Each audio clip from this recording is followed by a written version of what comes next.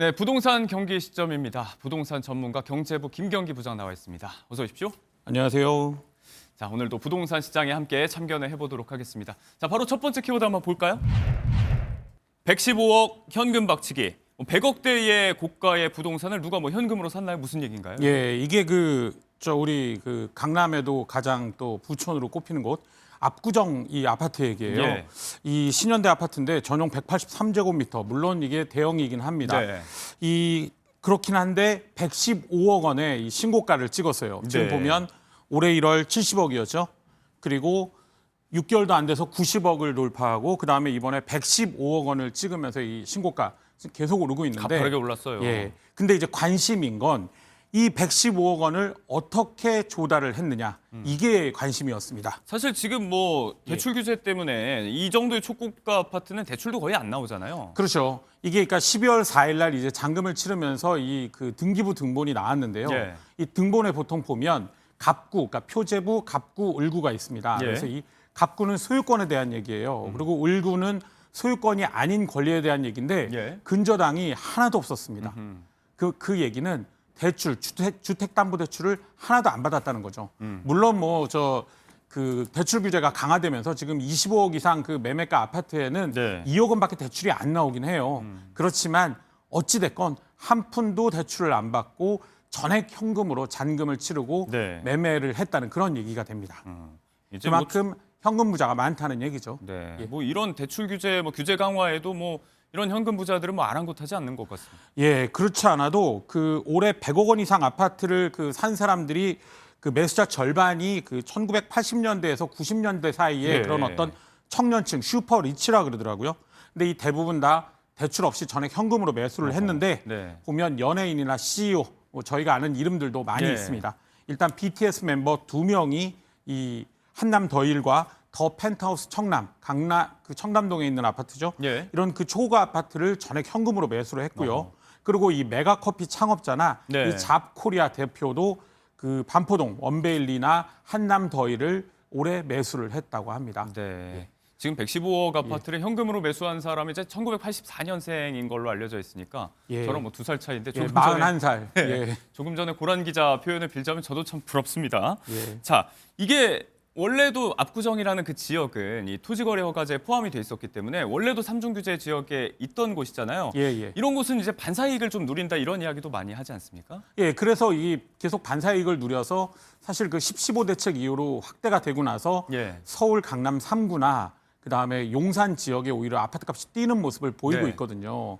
그래서 이제 그곳은 이해가 되는데 네. 그래도 이제 새로 규제 지역에 포함된 곳 이런 곳은 오히려 좀 위축이 돼야 되는 거 아니냐. 그래서 저희가 거래가 위축된다, 거래가 죽었다 이런 기사를 많이 썼어요. 예. 그런데 막상 이 자료를 보니까 이 나온 결과를 보니까 네.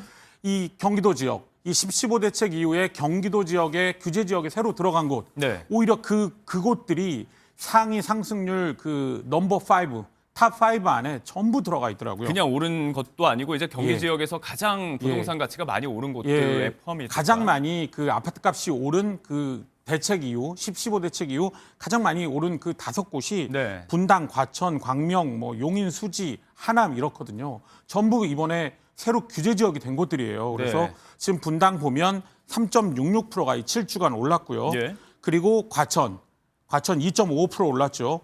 아, 죄송합니다. 3.03% 올랐죠. 네. 광명 2.5, 그리고 하남 2.2, 그리고 용인 수지 2.44, 다 2% 넘게 올랐어요. 예. 그리고 근데 오히려 저희가 그러니까 이번에 규제 지역에 포함되지 않아서 네. 그런 풍선 효과를 누린다고 많이 썼던 곳, 그게 이제 대표적인 게 굴인데 네. 굴이 7주간 1.93%밖에 안 올랐습니다.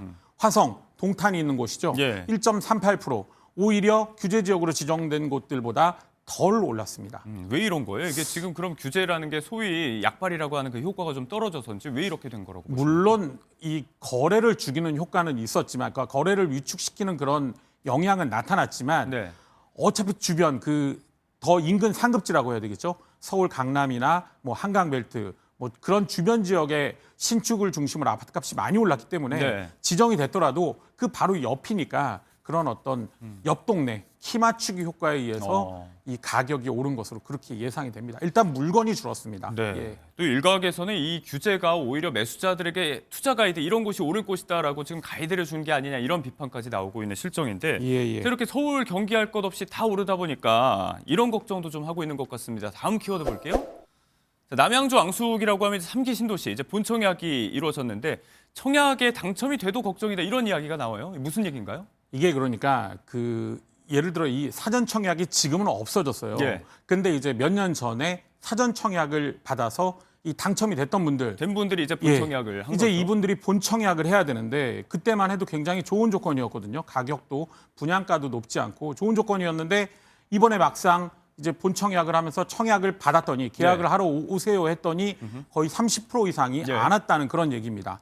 예를 들어 이 남양주 앙숙 A24블록 이게 그 지하철 4호선 인근에 예. 그 지하철 4호선에 이제 왕숙역이라고 이제 들어서게 되는데 그 바로 옆에 들어설 아파트인데 32.7%가 아예 사전 청약에 당첨이 되고도 이 계약을 하지 않았고요. 네. 이 B17블록 여기도 마찬가지로 26.3%가 미신청을 했는데 예. 이 역시 이 경춘선 인근이에요. 굉장히 좋은 지역들임에도 불구하고 네. 사전 청약에 당첨된 사람들이 본 청약을 안 하고 계약을 안 했다는 거죠. 예. 예. 이유를 좀 들여다봐야 될 것 같은데 네. 일단은 뭐 분양가 자체가 좀 오르기도 했고 네. 말씀하신 이 광역교통망 이런 공사 이런 거 좀 늦어지고 있다 이런 것들도 좀 염두에 두는 걸까요? 일단은 분양가 오른 것도 분양가 오른 건데요. 가장 큰 이유는 예. 이게 본 청약이 늦어지면서 그 본 청약이 늦어지고 있는 그 와중에 서울 아파트 값이 많이 올랐잖아요. 그러다 보니까 이거나 이 언제 될지도 모르는 본 청약을 기다리면서 집을 안 사고 있어도 되나? 예. 이런 불안한 마음에 이미 그 사전 청약을 포기하고 주택을 매수를 한 것 같아요. 그렇다 보니 주택을 매수했으니까 이 사전 청약을 할 수 없었고 그래서 포기를 한 경우 네. 이런 경우가 많다는 그런 것으로 보입니다. 집값은 계속해서 뛰고 있는데 좌시할 수가 없다. 구매력이 예, 있는 걱정인 거죠. 예, 수요자들이 이제 걱정이 좀 이탈을 하고 있다는 이야기입니다. 예. 자, 이런 수도권 포함 특정 지역에 대한 집값 쏠림 현상에 대해서 더해서 우리가 조금 더 들여다볼 부분이 있습니다. 올해도 뭐 아파트에 대한 선호는 아주 굳건하다 보니 더 굳어진 것 같아요. 그렇다 보니 이게 그 한 채 쏠림, 좋은 곳 쏠림 이런 것만 가니까 예를 들어 빌라 전세 사기 문제 있었잖아요. 그러니까 빌라를 아예 예. 거의 이제 그 매수를 하려고 하지 않습니다. 그렇다 보니 이 아파트 쏠림이 갈수록 심해지고 있거든요. 예. 그래서 이번에 그 10월까지 전국 주택 매매에서 그러니까 주택 유형이 차지하는 비율을 보니 아파트 매매가 78.5%였어요. 결국 10채 중 8채는 아파트를 샀다. 나머지 뭐 단독주택이나 빌라 이런 거는 2채도 안 샀다는 거죠. 갈수록 심해지고 있어서 걱정입니다. 네, 아파트 매매가 이제 80% 10건 중에 8건 정도다. 자, 규제 강화에도 불구하고 특정 지역의 어떤 매매가 자체는 상승하고 아파트에 대한 선호도도 여전한데 자, 이 상황에서 이제 전세난 걱정이잖아요. 전세 시장은 또 100억 시대가 열린 것 같습니다. 사상 최고가 100억 거래가 있었어요? 예.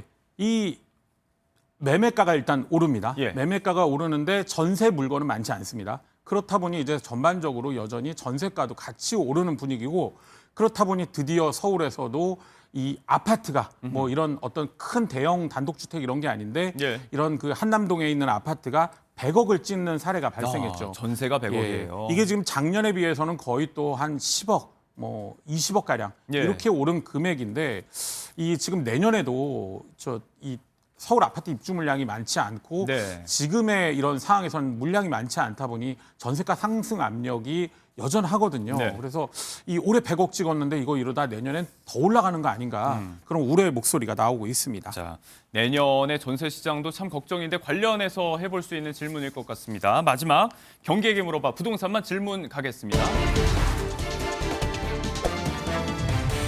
자, 내년 집값 전망이 계속해서 나오고 있습니다. 지금 뭐 권사년, 건정연 할 것 없이 수도권 2% 오른다. 전세는 더 오른다. 전망하고 있어요. 이 기조에 대한 전망 생각 같이 하십니까? 그렇지 않아도 최근에 이제 나오고 있어서 제가 유심히 봤는데요. 예. 이 제가 보통 이 두 개 OX 중에 맨날 바꿔서 들고 막 그랬는데 네. 오늘은 그냥 들어야 될 것 같습니다. 확고하게 예. 오예요. 사실은 더 높이 들어야 될 것 같습니다. 예, 그게 걱정입니다. 일단 왜 제가 이런 말씀을 드리냐면 네. 올해 그 한국건사년 건설산업연구원이 그 내년 그 기준 그 상승 전망으로 제시한 게 전국이 0.8, 예. 수도권이 2%였거든요. 근데 제가 이제 그 올해 그 서울 아파트값 그 누적 상승률 한국 부동산원 통계를 살펴봤어요. 네. 그랬더니 수도권이 지금 2.91이고 서울이 8.06%입니다. 예. 그래서 저는 2% 하니까 뭐 수도권 2%니 뭐 그게 많은 건가 했는데 네. 올해 그렇게 많이 올랐다고 했는데도 2.91%밖에 안 올랐어요. 예, 그래서 이 지금 연구 기관들이 제시하는 그 2%라는 것도 굉장히 높은 수치인데 한두 푼이 아니니까 2%예요. 예, 어마어마하죠. 그런데 이제 더 문제는 네. 예를 들어 올해 같은 경우는 그래도 입주 물량이 서울의 입주 물량이 좀 있었고요. 예. 금리도 많이 떨어지지 않았어요. 그런데 내년에는 지금 서울 아파트 입주 물량이 더 줄어들고 지금 거의 3분의 1 가량으로 올해보다 예. 그렇게 줄고 금리도 뭐 많이 내릴 수는 없지만 인하 기조인데 그렇다 보면 지금보다 더 좋을 수 있는 여건이 아닌데 2% 제가 보기에 오히려 좀 더 높아질 가능성이 낙관적이다 다소. 있고 그리고 이런 분위기가 지방의 어떤 그런 그러니까 지방 대도시 그쪽도 이제 조금 좀 그쪽은 오히려 온기가 되겠죠.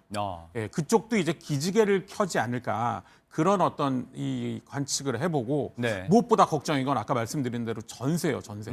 예, 입주 물량의 영향을 이 전세는 완전 실수요기 때문에 네. 그대로 받거든요. 그래서 이 매매는 여러 가지 정부가 어떤 뭐 조치를 취하거나 뭐 대책으로 예를 들어 매수 수요를 잠시 잠재운 이렇게 네. 일시적으로 멈추게 한다든가 이런 게 가능한데 전세는 바로 움직이는데 이 전세 가격이 너무 많이 뛰지 않도록 네. 그런 어떤 그 안정화 조치를 할 필요가 시급해 보이는 게 그게 저의 생각입니다. 네, 결국 이제 요겁니다. 단순한 예. 규제 강화를 넘어서서 공급 확대 뭐 더 나아가서 대통령실이 이야기한 대로 지역 불균형 해소가 중장기적인 과제가 될 텐데 자 내년도에 어떻게 움직일지 한번 지켜보도록 하겠습니다.